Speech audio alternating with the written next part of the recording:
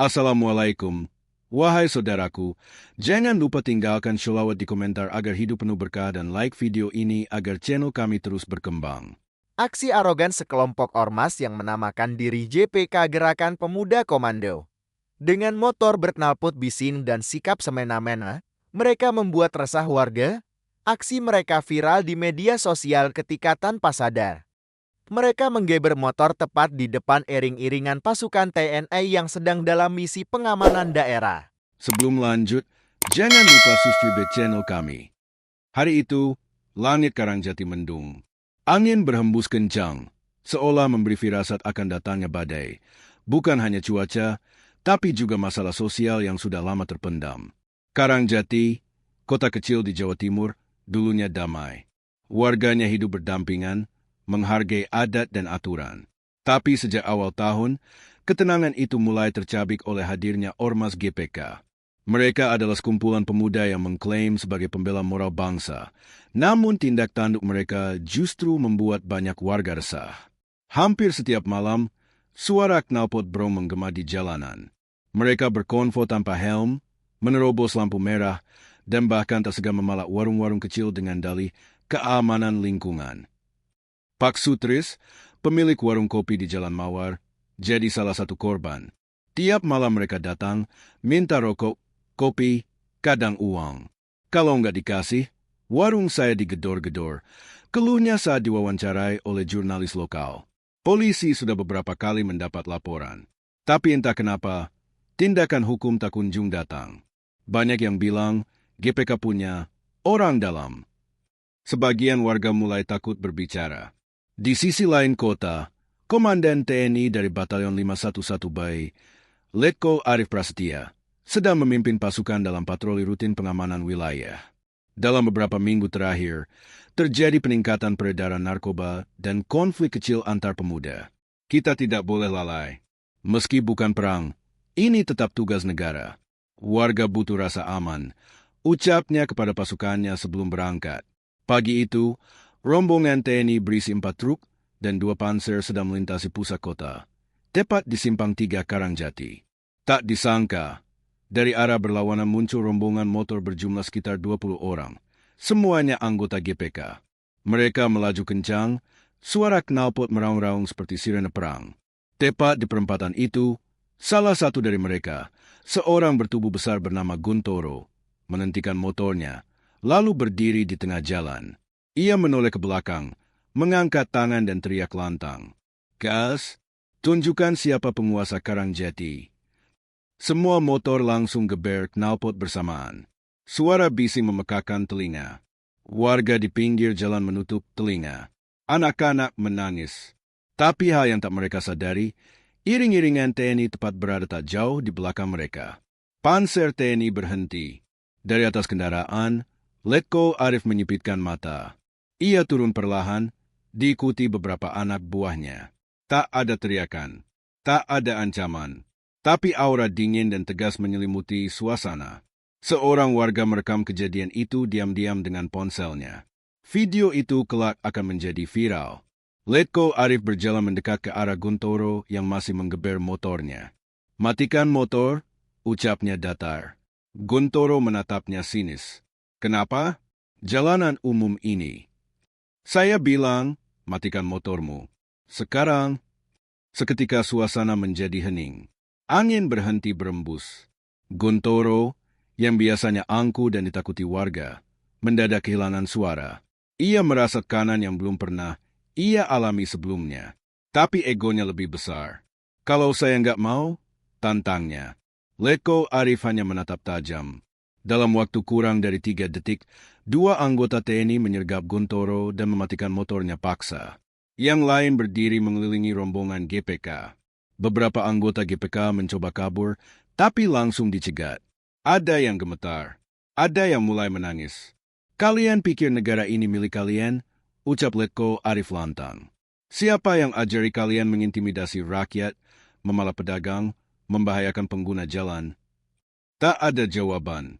Rombongan GPK kini terdiam 1000 bahasa. Warga mulai berkumpul, berani keluar dari tempat sembunyi. Beberapa bertepuk tangan pelan. Yang lain merekam.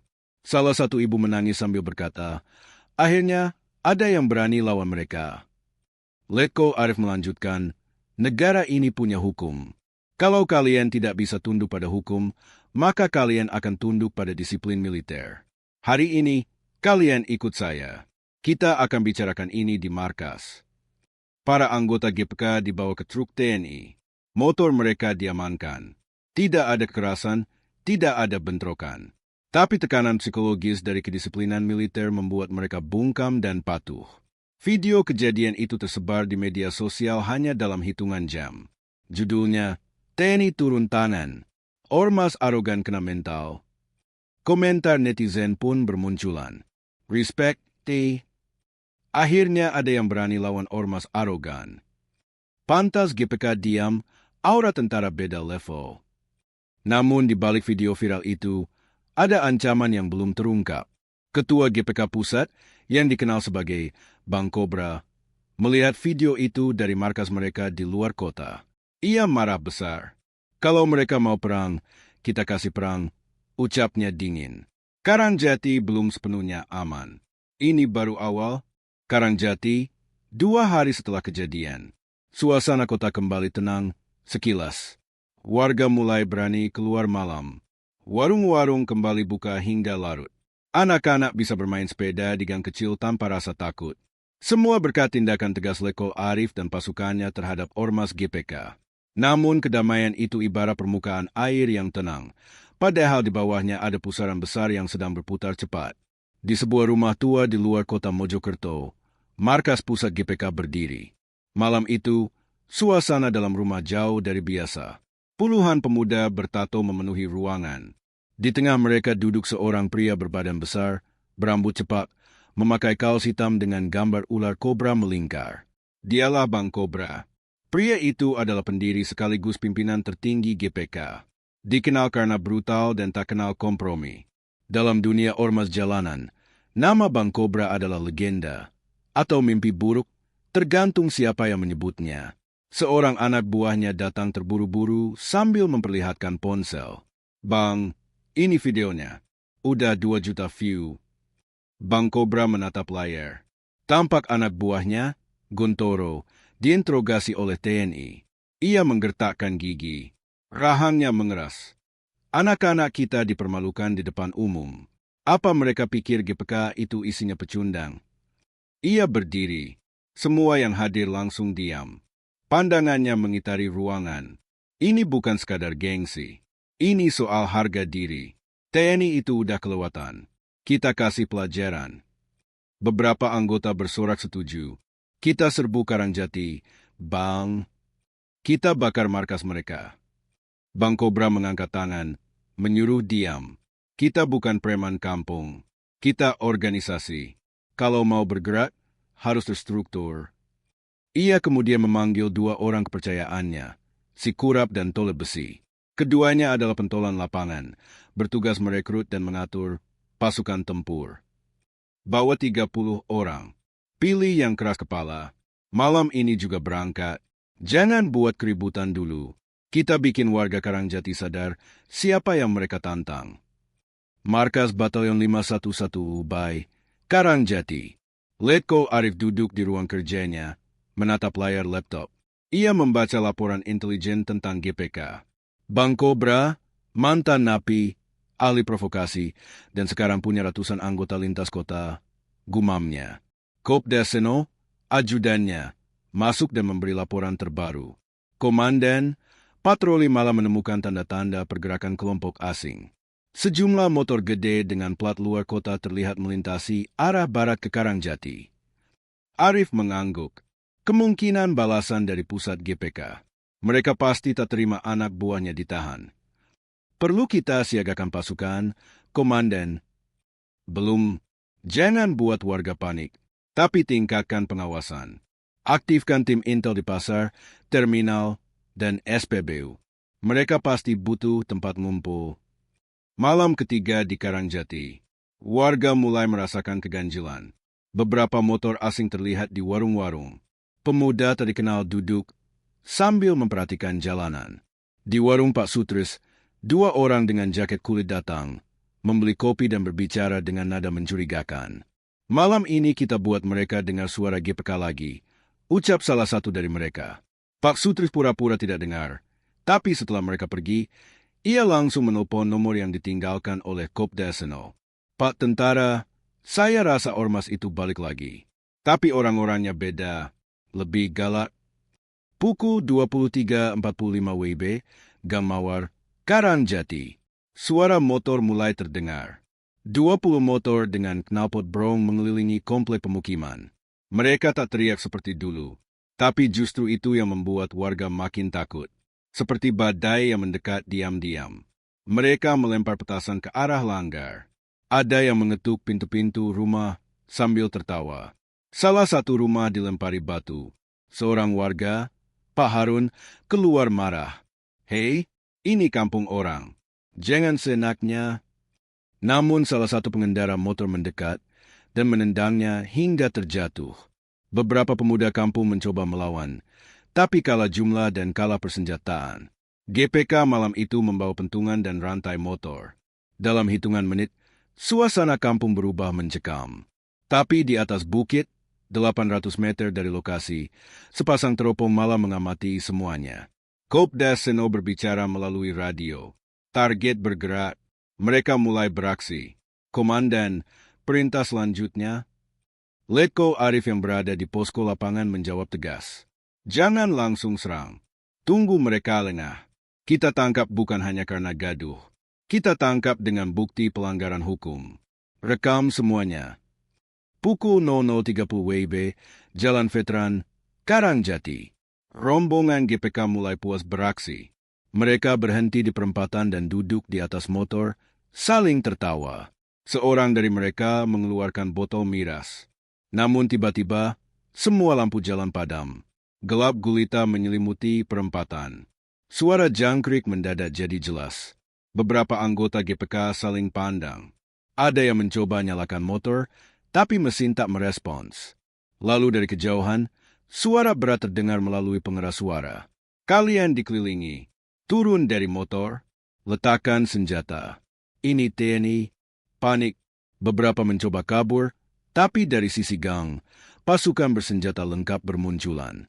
Seragam loreng menyatu dengan malam. Dalam 3 menit, seluruh rombongan GPK sudah tiarap di tanah. Bang Cobra, yang datang menyusul dari belakang dengan mobil, menyaksikan semua itu dari kejauhan. Ia murka. Sialan, ini bukan sekadar operasi, ini deklarasi perang. Keesokan pagi, berita menyebar. TNI kembali ringkus ormas GPK, 20 anggota diamankan. Karangjati diambang perang ormas dan aparat. Warga bersyukur, tapi sekaligus khawatir. Di tempat lain, Bang Cobra mulai menyusun rencana lebih besar. Bukan lagi motor, tapi senjata. Kalau mereka mau main keras, kita akan tunjukkan bahwa jalanan punya hukum sendiri. 4 hari pasca penangkapan anggota GPK di Karangjati, markas besar GPK di luar Mojokerto berubah seperti posko militer. Pria-pria bertubuh kekar tampak membawa kotak-kotak besar dari truk tanpa plat nomor.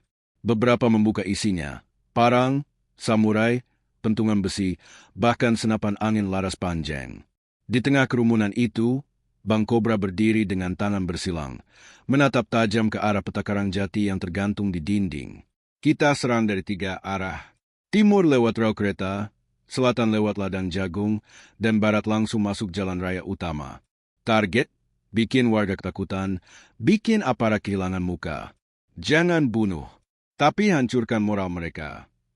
Tole Besi, si pemukul paling sadis, menyeringai. Berarti kita bikin rusuh total, Bang. Rusuh, tapi terukur. Di sisi lain, markas Yonif 511 Bay. Letko Arif mengumpulkan semua dan Ramil wilayah sekitar. Ini bukan sekadar konflik kecil. Bang Cobra sedang uji kekuatan.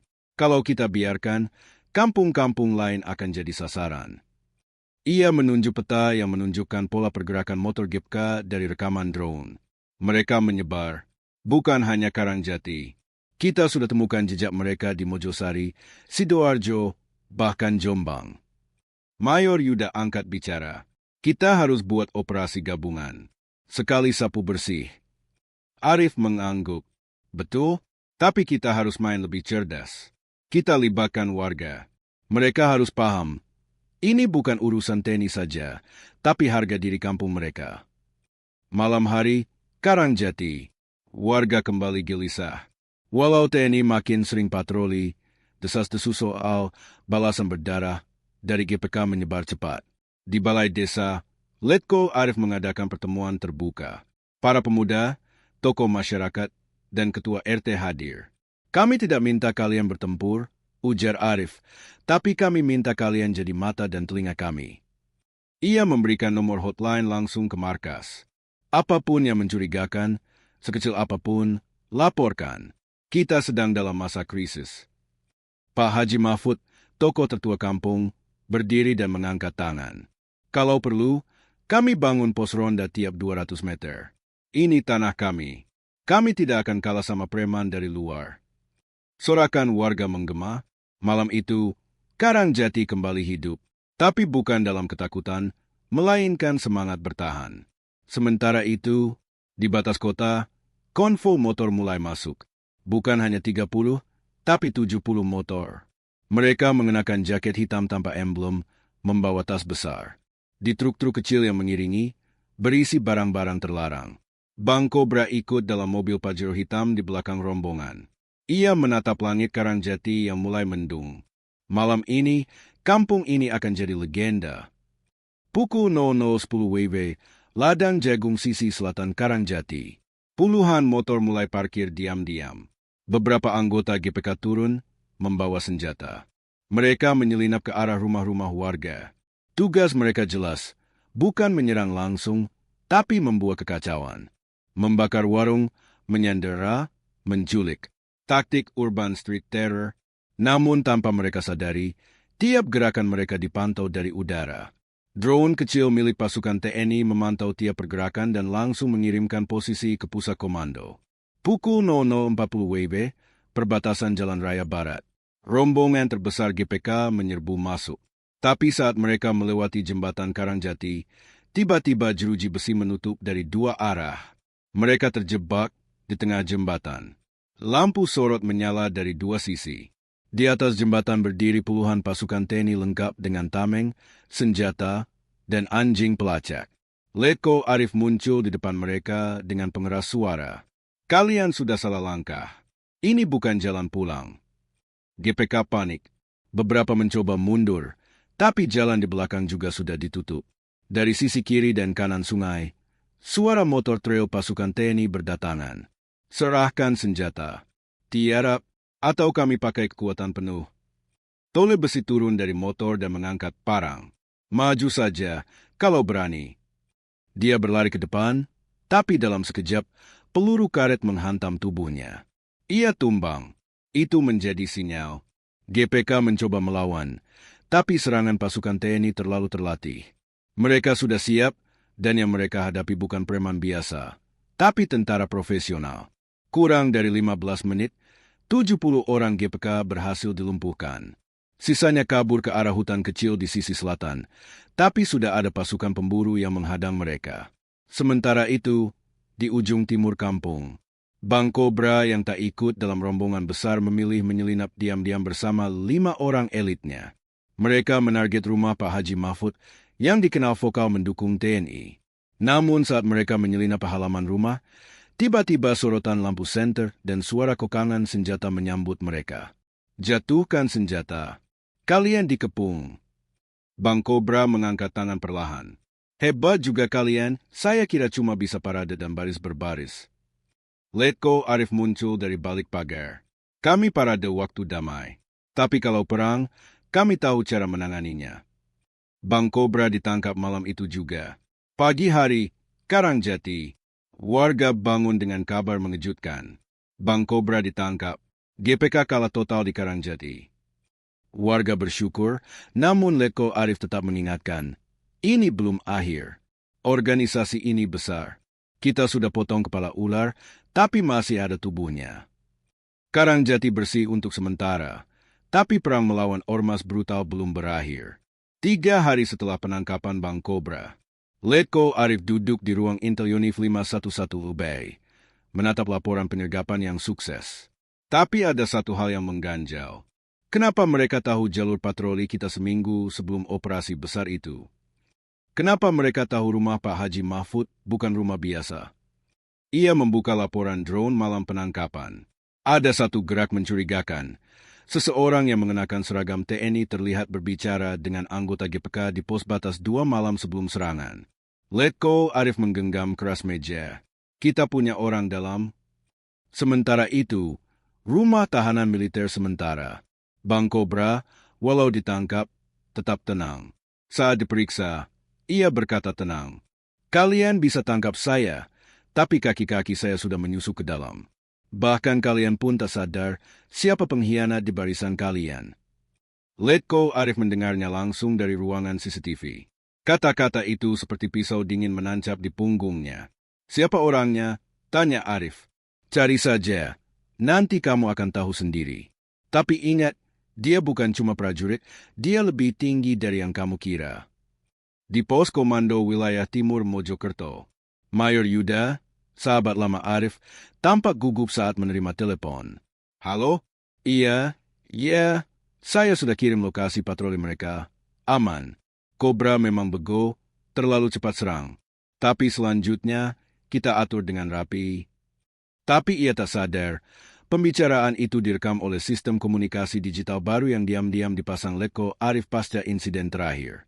Hari itu juga, Letko Arif memanggil Mayor Yuda ke ruangannya. Yuda, aku anggap kamu seperti saudara, tapi jangan pernah main belakang. Yuda tertawa kecil. Apa maksudmu? Arif melempar alat perekam ke meja. Klik. Suara Yuda, saya sudah kirim lokasi patroli mereka. Suasana menjadi sunyi. Kenapa, Yud? Tanya Arif pelan. Mayor Yuda duduk, tertunduk. Ia bicara pelan. Aku punya utang besar, Rief. Istriku sakit parah. GPK data menawarkan uang dalam jumlah besar, hanya untuk kasih info. Kupikir tak akan terlalu berdampak. Arif berdiri, matanya tajam. Karena kamu, 2 warga luka, dan rumah Pak Haji hampir dibakar. Yuda tak bisa menjawab. Kamu akan ditahan. Proses hukum militer akan berlaku. Malam itu di luar markas, beberapa anggota TNI kecewa berat. Mereka merasa dikhianati oleh orang yang selama ini mereka percaya. Tapi Arif mengumpulkan mereka.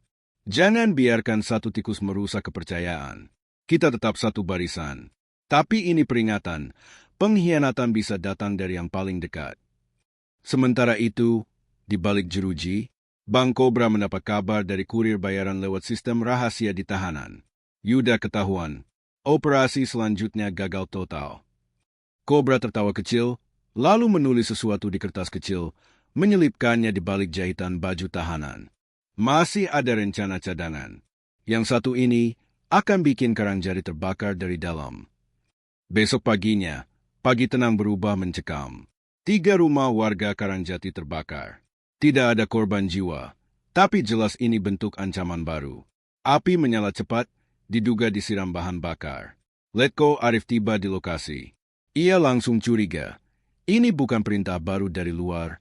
Ini kerjaan orang dalam yang belum tertangkap. Kita hadapi musuh yang sembunyi, bukan datang dengan bendera. Warga kembali cemas. Apakah GPK sudah menyusup ke dalam Karangjati? Di sisi lain, sisa-sisa anggota GPK yang melarikan diri mulai membentuk kelompok kecil. Mereka mengubah nama dan identitas. Bahkan ada yang menyamar menjadi pemuda masjid, pedagang sayur, tukang ojek. Salah satu di antaranya, Reza, mantan eksekutor GPK, kini menyamar sebagai relawan ronda malam. Setiap malam, ia mencatat semua rute patroli warga dan TNI. Ia mencatat siapa saja tokoh masyarakat yang paling berpengaruh. Semua dicatat rapi. Cobra mungkin tertangkap, tapi kami akan lanjutkan perjuangannya. Letko Arif sadar, pertempuran besar mungkin sudah selesai. Tapi perang kecil-kecilan seperti ini lebih berbahaya. Mereka menyusup, menunggu waktu. Satu langkah salah dari kita, Karangjati akan meledak dari dalam. Ia memutuskan langkah tegas. Semua warga harus daftar ulang KP dan domisili. Semua pendatang diawasi ketat selama 2 minggu. Diperketat sistem komunikasi antara warga, TNI, dan polisi. Kita tidak bisa menang dengan senjata saja. Kita harus menang dengan hati, dengan strategi. Akhir episode 4, Bang Cobra diinterogasi ulang. Kali ini, Arif yang turun langsung. Siapa Reza? Cobra hanya tersenyum. Reza lebih berbahaya dari aku. Dia tak banyak bicara, tapi dia tahu cara hancurkan sesuatu dari dalam. Kau terlalu percaya warga dan Reza tahu itu. Arif menatap tajam. Kami akan temukan dia. Dan ini, aku jamin tak akan ada yang lolos lagi. Pukul 2.30 dini hari Posko Karangjati. Letko Arif berdiri di depan peta besar yang penuh jarum penanda. Matanya fokus pada satu titik merah. Gudang logistik Karangjati, jantung suplai makanan dan air bersih untuk seluruh desa dan pos TNI. Kalau Reza memang menyusup, targetnya pasti gudang ini, tegas Arif. Sertu Damar mengangguk. Kami cek personel yang jaga gudang malam ini. Semua warga dan relawan diminta serahkan identitas. Tapi, ada satu orang yang belum terdaftar, mengaku baru pindah dari luar kota. Namanya Reza? Letko Arif mengepal tangannya. Dia menyusup. Kita ke sana. Sekarang, sementara itu gudang logistik. Reza, yang kini menyamar sebagai relawan logistik malam, tengah menyiapkan rencana gila. Di dalam tasnya, ada 2 botol besar berisi bahan peledak rakitan. Ia menyusunnya perlahan di sudut bangunan kayu tua. Kalau bangunan ini meledak, suplai TNI lumpuh. Karangjati akan kacau. Cobra akan bangga. Ia menyalakan timer bom kecil. 10 menit. Pukul 3.10 WIB, tim TNI bergerak. 2 mobil taktis menuju gudang. Di dalamnya, Letko Arif, Sertu Damar, dan 6 anggota Yunif 511 bersenjata lengkap. Namun, sinyal komunikasi mulai terganggu. Radio tidak merespons. Jalur drone juga diblokir oleh sinyal pengacak. Mereka pakai jammer.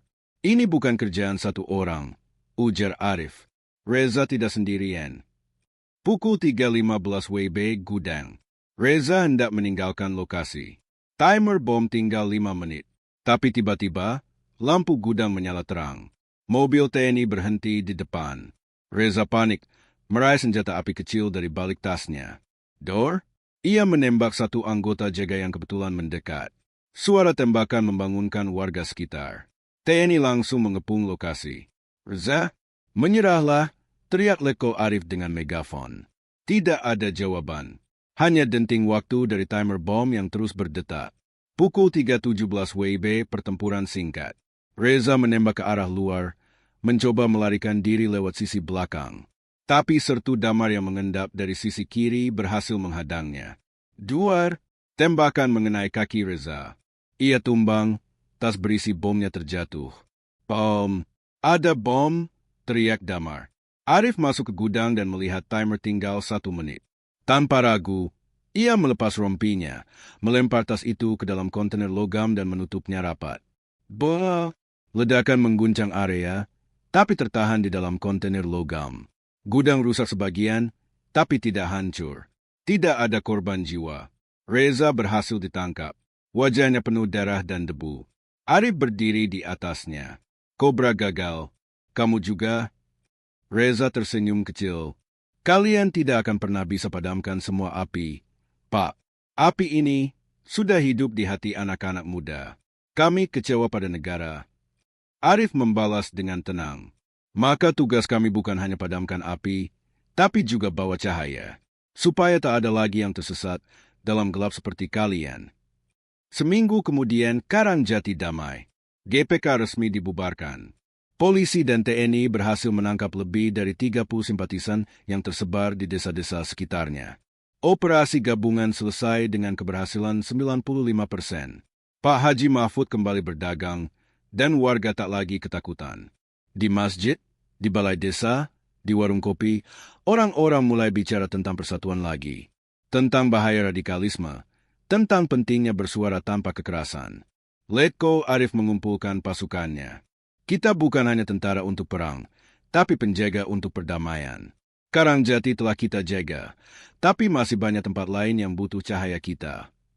Ia lalu menatap langit yang cerah, tersenyum kecil. Negara ini tidak akan pernah kalah selama kita tetap berdiri bersama. Penutup, video dari operasi itu viral. Rombongan TNI gagalkan rencana GPK ledakan gudang logistik. Jutaan penonton mengapresiasi ketegasan TNI.